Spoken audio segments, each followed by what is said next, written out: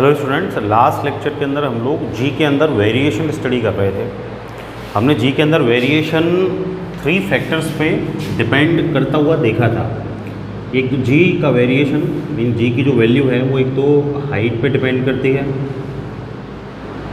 इसके साथ डेप्थ पे डिपेंड करती है और साथ में अपना जो ऑब्जेक्ट है उसकी पोजीशन पे डिपेंड करती है, वो इक्वेटर पर है या फिर पोल पर है। ठीक है। अब मैंने इसके अंदर 4th फैक्टर आपको बताया था कि ये अर्थ के रोटेशन पर भी डिपेंड करती है। ठीक है। तो अब इस अपन ये देखेंगे कि अर्थ के रोटेशन पे जी की वैल्यू किस तरह डिपेंड करती है। तो our next topic is dependence of जी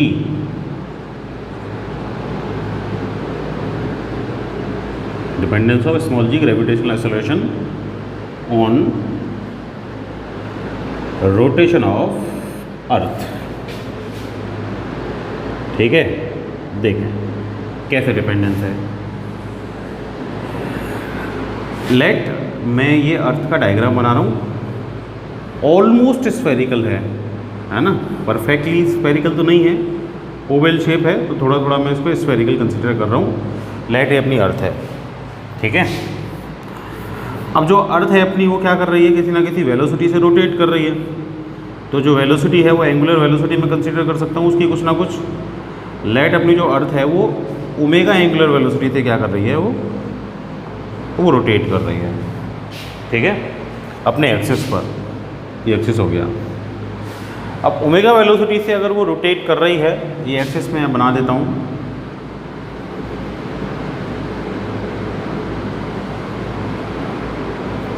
ठीक है। तो क्या होगा कि लेट ये तो इसका सेंटर हो गया, सेंटर हो गया, तो यहाँ क्या हो जाएगी इसकी, ये रेडियस हो जाएगी कैपिटल आर। ठीक है। ये इसका सर्कुलर पेरीमीटर। ठीक है। तो ऐसे रोटेशन अर्थ का अपनी का हो रहा है। अब क्या होगा कि भाई अपन तो जनरली ये मानते हैं कि ग्रेविटेशनल एक्सेलरेशन जी अप्लाई होता है कोई भी ऑब्जेक्ट अगर अर्थ पर है तो। ठीक है। उसकी डायरेक्शन कहाँ होती है, टुवर्ड्स सेंटर ऑफ अर्थ। क्यों? क्योंकि जो ग्रेविटेशन फोर्स लगता है, हम ये कहते हैं वो एक सेंट्रल फोर्स है, तो वो सेंटर से अप्लाई हो रहा है। तो जी की जो डायरेक्शन है वो कहाँ है, टुवर्ड्स सेंटर है। ठीक है। उसके साथ ऑब्जेक्ट है, उस पर वेट फोर्स लगता है, वेट फोर्स इज W=mg, उसकी डायरेक्शन भी कहाँ होती है, टुवर्ड्स सेंटर ही होती है। ठीक है। लेट अपने पास कोई एक ऑब्जेक्ट है, वो ऑब्जेक्ट यहाँ रखा हुआ है, ये पोजीशन है अर्थ पे, कोई भी पोजीशन हो सकती है ये। अब जो पोजीशंस हैं अर्थ पे है ना, उनको अपन ने लैटिट्यूड लॉन्गिट्यूड में डिवाइड किया है। ठीक है। तो लेट ये पोजीशन है, इसका भी कोई ना कोई फिक्स एक लैटिट्यूड होगा। लेट इसका जो लैटिट्यूड है वो है लैम्डा। इसका लैटिट्यूड कितना है, लेट लैम्डा है। ठीक है। लेट अगर इसका लैटिट्यूड लैम्डा है तो क्या होगा कि भाई रोटेशन तो हो रहा है ऐसे, यहाँ जो ऑब्जेक्ट है वो भी रोटेट कर रहा है, तो इसको अगर मैं सेंटर मानूँ उसके सर्कुलर पाथ का, तो सर्कुलर पाथ पे यहाँ वो रोटेट करेगा भाई, यहाँ ये सर्कुलर पाथ मानते हुए ऐसे सर्कुलर पाथ पे रोटेट कर रहा है, इस सर्कुलर पाथ पे रोटेट कर रहा है। तो उनको पता है जब भी ऑब्जेक्ट सर्कुलर मोशन करता है तो उस पर सेंट्रीपिटल फोर्स अप्लाई होता है। ठीक है। तो उसको टुवर्ड सेंटर ले जाता है, उसकी एब्सेंस है तो सेंट्रीफ्यूगल लगेगा।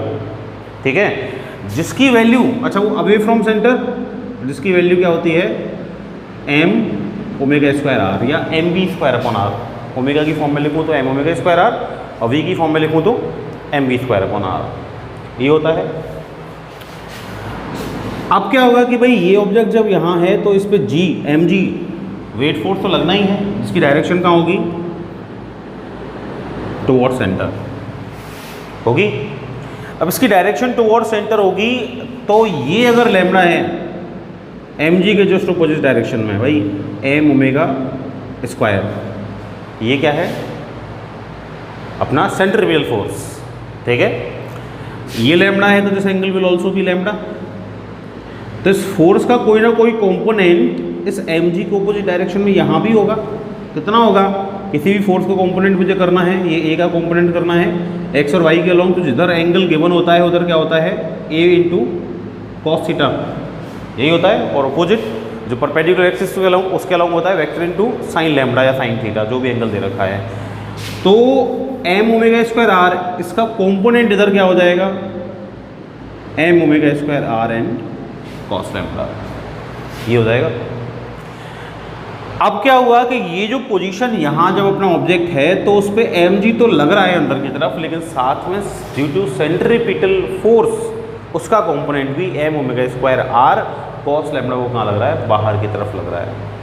इसका मतलब ये होगा कि ऑब्जेक्ट पे जहाँ नॉर्मल कंडीशन में वेट फोर्स एम जी लगना चाहिए था, वो एम जी ना लग के कुछ ना कुछ रिजल्टेंट फोर्स लगेगा, that will be the resultant of m g and m omega square r and cos lambda. इन दोनों का कुछ रिजल्टेंट फोर्स वहाँ पे अप्लाई होगा, ठीक है। वो रिजल्टेंट फोर्स क्या होगा, रिजल्टेंट फोर्स उसको क्या बोल सकता हूँ मैं, दो तरह के वेट मैंने पढ़े थे, एक तो एपरेंट वेट पढ़ा था और एक पढ़ा था रियल वेट।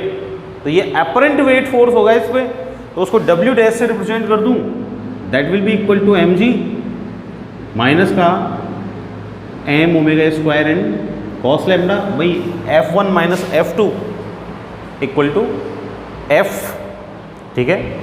जैसे मैंने NLM में किया था सेम वैसे ही किया है। भाई mg तो लार्ज होगा, क्यों, हम भी अर्थ पे खड़े हैं लेकिन अर्थ का सरफेस छोड़ तो नहीं रहे। इसका मतलब क्या हो गया कि हमारा mg ग्रेटर है m omega square r cos lambda smaller है। अगर ये ग्रेटर होता तो अर्थ की रोटेट करते करते हम क्या करते, अर्थ के सेंटर से दूर चले जाते, ठीक है। तो जो वेट फोर्स है that is apparent, that is डब्ल्यू dash equal to mg minus का m omega square r cos lambda होगा, ठीक है। डब्ल्यू डैश इसको अगर मैं एम जी डैश, क्योंकि मास तो कभी चेंज नहीं होता, मास तो हमेशा सेम रहता है ऑब्जेक्ट का, एम जी डैश हो जाएगा that will be equal to m g minus का m omega square and cos lambda. M अगर मैं कैंसिल आउट कर दूं तो जो जी की वैल्यू होगी gravitational acceleration due to rotation, ji dash क्या हो जाएगा, जी माइनस का ओमेगा स्क्वायर आर और कॉस लैम्बडा हो जाएगा, ठीक है। अच्छा, ये स्मॉल आर की फॉर्म में है, इसको अर्थ की रेडियस कैपिटल आर की फॉर्म में मैं चेंज कर सकता हूँ। कैसे भाई, ये आर है तो ये भी तो आर ही है, रेडियस ही तो है ये भी, ठीक है। ये क्या है, ये स्मॉल आर है, ये लैम्बडा एंगल के सामने परपेंडिकुलर हो गया 90, ये क्या हो गया हाइपोटेनियस, ठीक है। और ये क्या हो गया बेस। तो अगर मैं यहाँ से बेस का, this is small r, base is small r, perpendicular तो ये है और ये हाइपोटेनियस कैपिटल आर का रिलेशन निकालूँ तो कॉस थीटा होता है। तो कॉस लैम्बडा इक्वल टू क्या हो जाएगा, बेस अपॉन हाइपोटेनियस। तो स्मॉल आर इक्वल टू क्या हो जाएगा, capital r into cos lambda, ठीक है।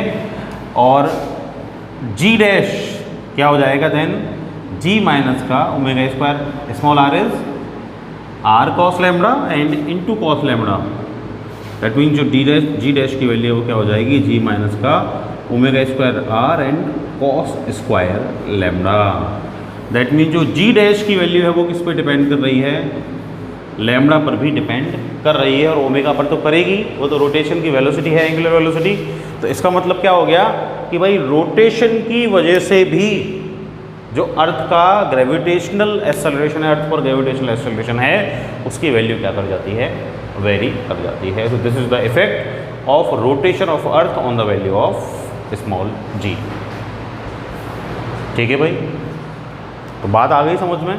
तो अपन ने 4 फैक्टर देखे, 4 फैक्टर्स में हाइट, डेप्थ, पोजीशन और अर्थ के रोटेशन के अकॉर्डिंग किस तरह ग्रेविटेशनल एक्सेलरेशन की वैल्यू क्या होती है, वेरी करती है, ठीक है। तो हम अर्थ पे अलग अलग जगह अगर खड़े हुए हैं तो अलग अलग जगह जी की वैल्यू कैसी होगी, अलग अलग ही होगी, अलग अलग डिफरेंट डेप्थ पे हैं तो डिफरेंट होगी, डिफरेंट हाइट पे हैं तो डिफरेंट होगी। हम उसको एक एवरेज वैल्यू जब भी क्वेश्चन करते हैं मान लेते हैं, विच इज 9.8, ठीक है। तो 9.8 एक एवरेज वैल्यू है, ठीक है। अपन ने क्या कर दिया, मॉडरेशन कर दिया उस वैल्यू का, ठीक है। तो this is the dependence of g on various factors. आ गई बात समझ में। नेक्स्ट टॉपिक पर चलते हैं।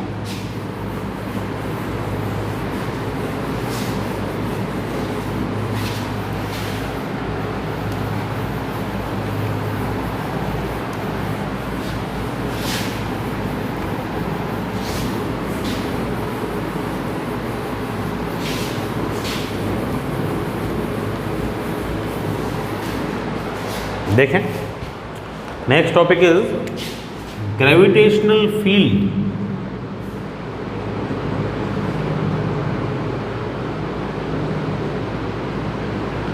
And intensity of gravitational field.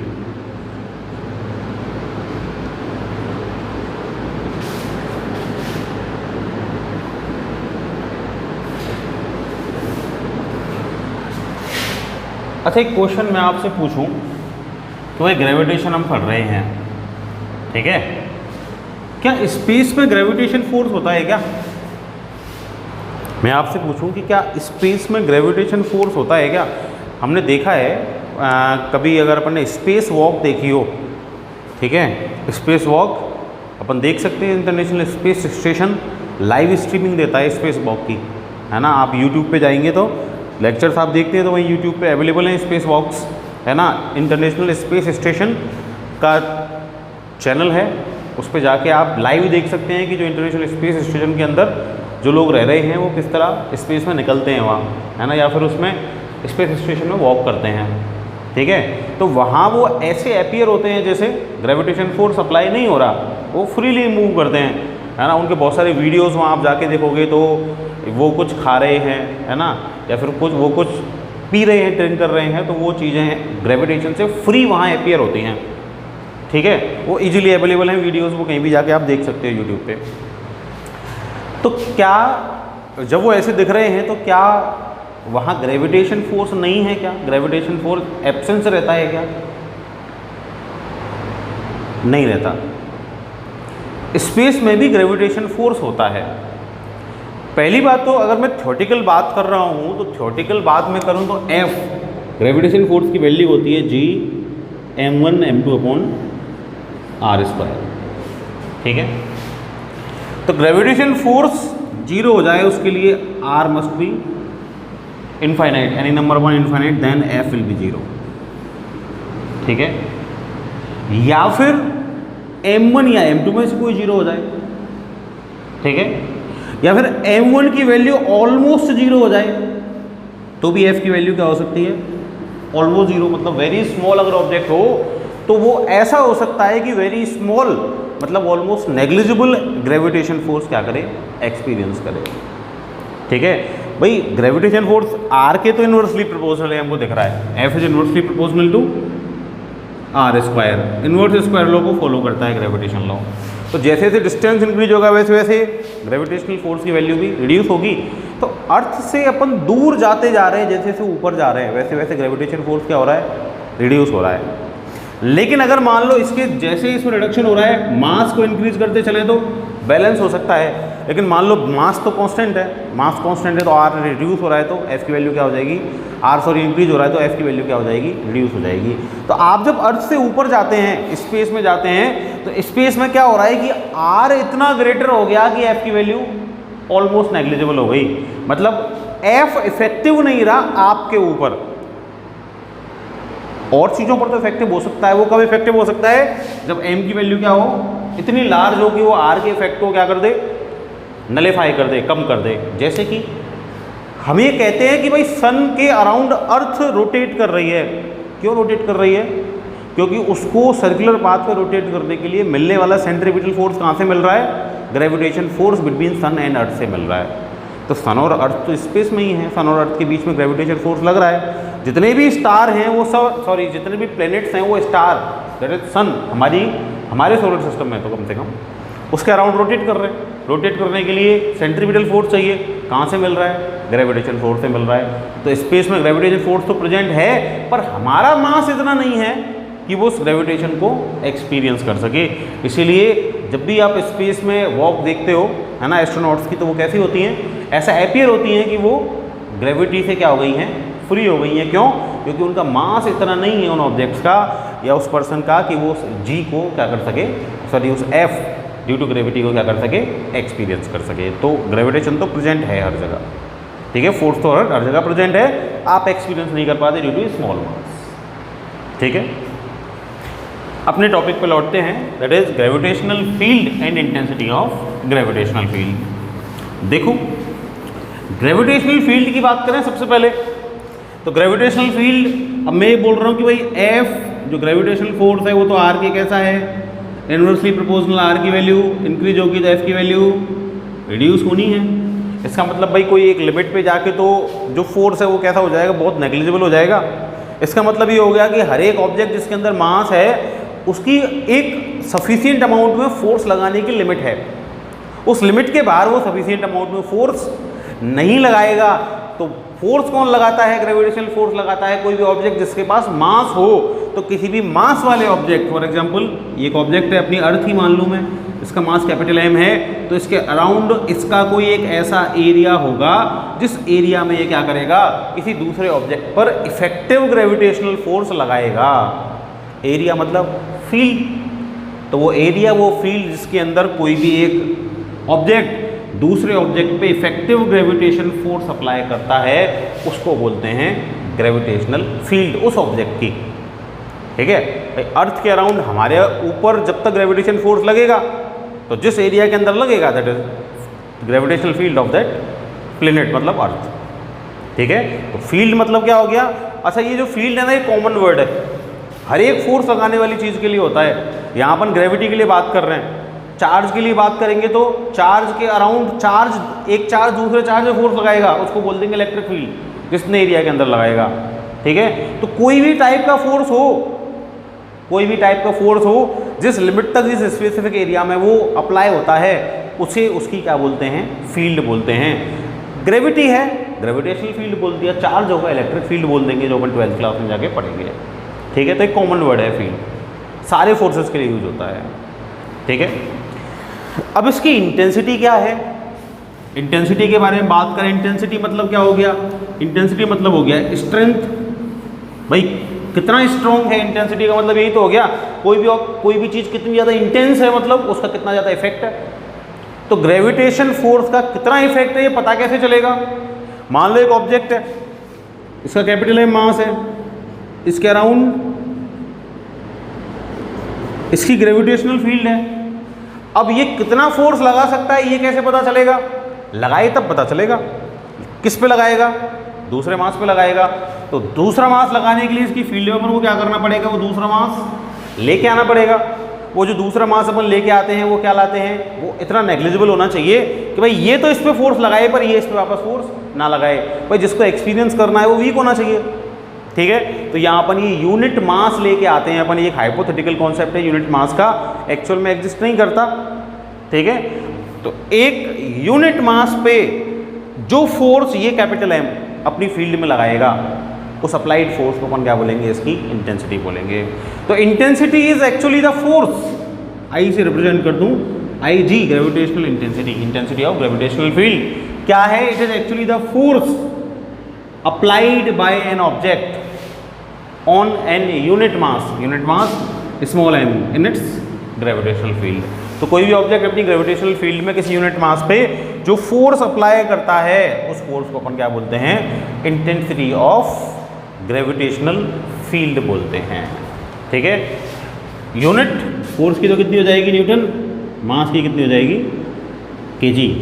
तो आई जी इज F/m। ठीक है भाई, इंटेंसिटी की बात कर रहा हूँ, फोर्स वेक्टर क्वांटिटी है, इंटेंसिटी भी कैसी क्वांटिटी होगी, vector quantity, vector upon scalar is vector. ठीक है, डायमेंशन निकाल सकता हूँ क्या, कितनी हो जाएगी फोर्स की, m1 L1 T-2 m1 क्या हो गई, कैंसिल आउट हो जाएगा ये तो, L1 और T काई की डायमेंशन है L1 T-2, याद है क्या, L1 T-2 L1 metre T-2 पर सेकंड स्क्वायर, किस यूनिट थी, एक्सेलरेशन की, ग्रेविटेशनल एक्सेलरेशन की। मतलब डायमेंशन वाइज किसके इक्वल है ये, जी के इक्वल है डायमेंशन वाइज। ठीक है, दोनों की डायमेंशन कैसी है, सेम है। ठीक है, बात समझ में आ गई। इंटेंसिटी ऑफ ग्रेविटेशनल फील्ड क्या है कि भाई कोई भी ऑब्जेक्ट दूसरे ऑब्जेक्ट पे जितना अपनी फील्ड के अंदर फोर्स लगाएगा दैट इज इट्स इंटेंसिटी। ठीक है, नेक्स्ट टॉपिक देखते हैं।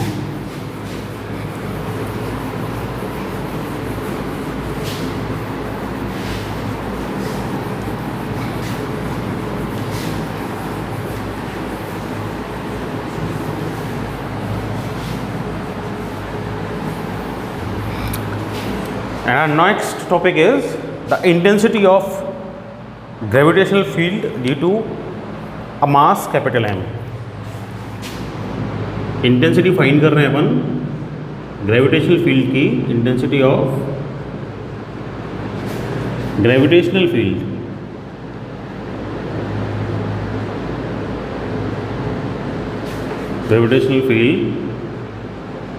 Due to point mass capital M. मतलब मैंने कोई एक मास, कोई ऑब्जेक्ट ले लिया है जिसके अंदर मास कितना है, कैपिटल एम है, और उसका जो साइज़ है वो कैसा है, पॉइंट साइज है, बहुत छोटा साइज़ है उसका, ठीक है। उसकी वजह से मुझे क्या फाइंड करनी है, इंटेंसिटी फाइंड करनी है ग्रेविटेशनल फील्ड की, ठीक है। तो कैसे फाइंड करेंगे भाई, वही मैंने ले लिया, ये रहा एक छोटा सा मेरा ऑब्जेक्ट कैपिटल एम मास वाला, ठीक है।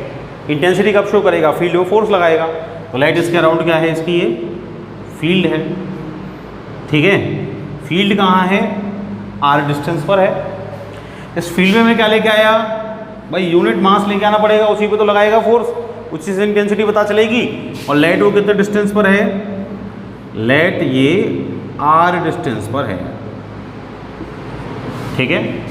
अब अपन जानते हैं कि भाई intensity of gravitational field I जी क्या होती है, एफ अपॉन एम, यही होती है ना। तो फोर्स फाइंड कर लो, आ जाएगी।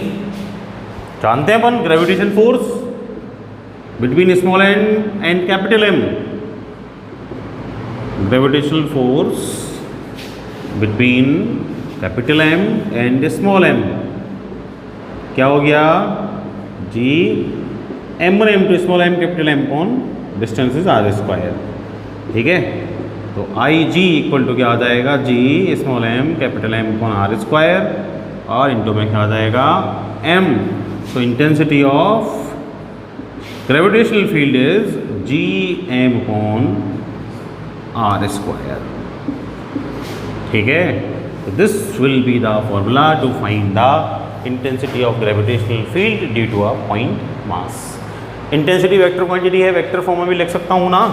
तो वेक्टर फॉर्म में अगर इसको लिखूंगा तो I g vector equal to g m upon r square, तो मैग्नीट्यूड हो गया, और डायरेक्शन आर कैप, माइनस क्यों लगाया, नेचर कैसा है ग्रेविटेशन फोर्स का, अट्रैक्टिव। पहले भी डिस्कस किया था अपन ने, नेचर अट्रैक्टिव है, इसीलिए अपन क्या यूज़ करते हैं, माइनस यूज़ करते हैं। रिपल्सिव होता तो पॉजिटिव यूज़ करते हैं, ठीक है। तो this is the intensity of gravitational field due to a point mass. एक क्वेश्चन देख लेते हैं इसके बेसिस पे, ठीक है। अच्छा क्वेश्चन बनता है यहाँ से, देखें।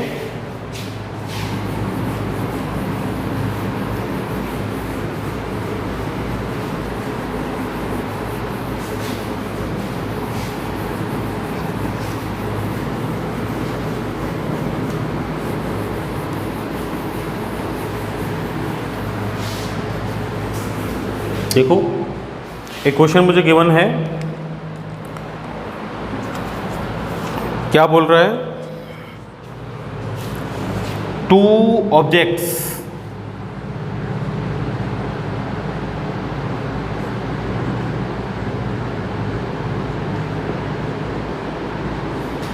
Of mass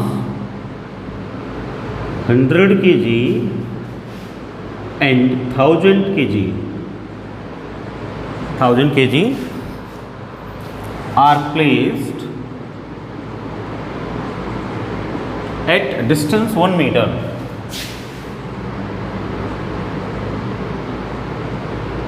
Are placed at distance 1 meter at which point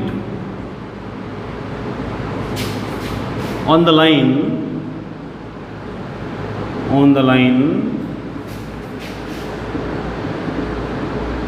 joining both,